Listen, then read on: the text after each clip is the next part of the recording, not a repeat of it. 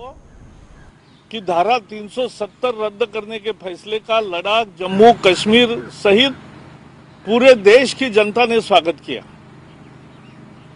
और एक साल में जम्मू कश्मीर में कितनी तरक्की हुई, लद्दाख में कितनी तरक्की हुई, ये भी देखा है। फिर भी दो थोड़े अलगाववादी है, उनके सुर में सुर मिलाकर कांग्रेस बोल रही है। कांग्रेस अब एक संकीर्ण पार्टी बन गई है और इसलिए वो देश की जनता के भावनाओं के खिलाफ लगातार भूमिका ले रही है। राहुल गांधी भी पाकिस्तान की प्रशंसा करते हैं, किसी भी विषय पे हो पाकिस्तान की प्रशंसा करना इनको अच्छा लगता है, चीन की प्रशंसा करना उनको अच्छा लगता है। यही कांग्रेस का रूप है। धारा 370 भी संविधान ने ही कहा था कि थोड़े समय के लिए है, जाएगी। 70 साल रही और धारा 370 जाने के लिए अलगाववाद खत्म हुआ। वहां दलित, पीड़ित, वंचित, शोषित, ओबीसी सभी समुदायों को आरक्षण का लाभ मिला। देश के अनेक जनता के हितों के कानून कश्मीर में लागू हुए।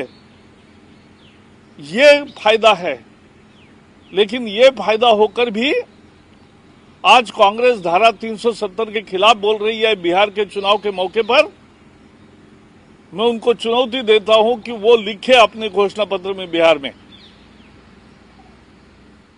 ये जानबूझकर समाज तोड़ने का, वोट बटोरने का ये राजनीति है और इसकी हम भर्त्सना करते हैं।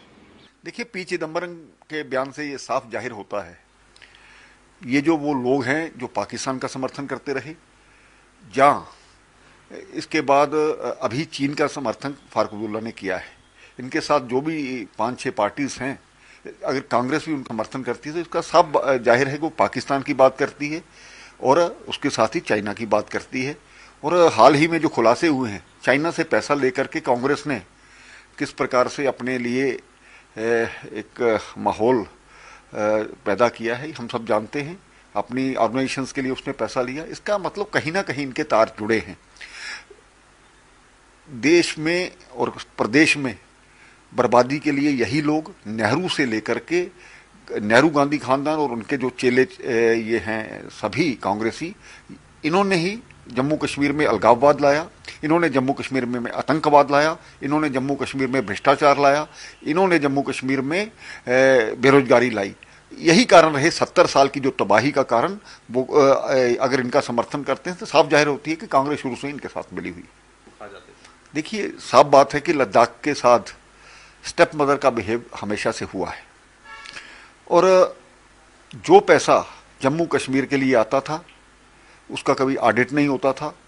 ये धारा 370 के नाम पर ब्लैकमेलिंग करते थे और यहाँ पर मिलिटेंसी का आधार मान करके कुछ ऐसे पैसे आते थे जो कि कांग्रेस ने खाए हैं।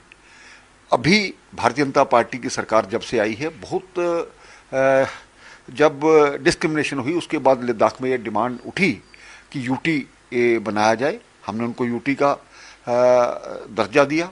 उसके बाद यहाँ पर हिल काउंसिल की उनकी डिमांड थी, हमने हिल काउंसिल दी। उसके बाद डिवीज़न की मांग थी, हमने डिवीज़न दी। इसी तरह से साफ है कि कांग्रेस ने दूर दराज का एरिया जितनी डेवलपमेंट होनी चाहिए थी उस हिसाब से वहाँ कुछ नहीं दिया।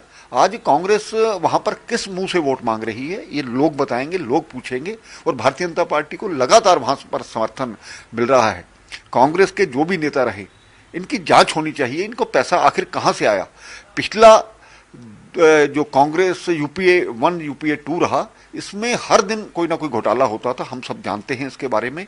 तो इससे साफ जाहिर होता है कि कांग्रेस ने देश को लूटा है और जो पैसा जहां लगना चाहिए था डेवलपमेंट के लिए दूर दराज के इलाकों में, आज चाहे नॉर्थ ईस्ट हो चाहे लद्दाख हो, इस प्रकार के एरियाज को, चाहे जोजिला टनल का देना बहुत बड़ी बात है, नॉर्थ ईस्ट को डेवलप किया जा रहा है। और भारतीय जनता पार्टी के कांग्रेस के शासन में दोनों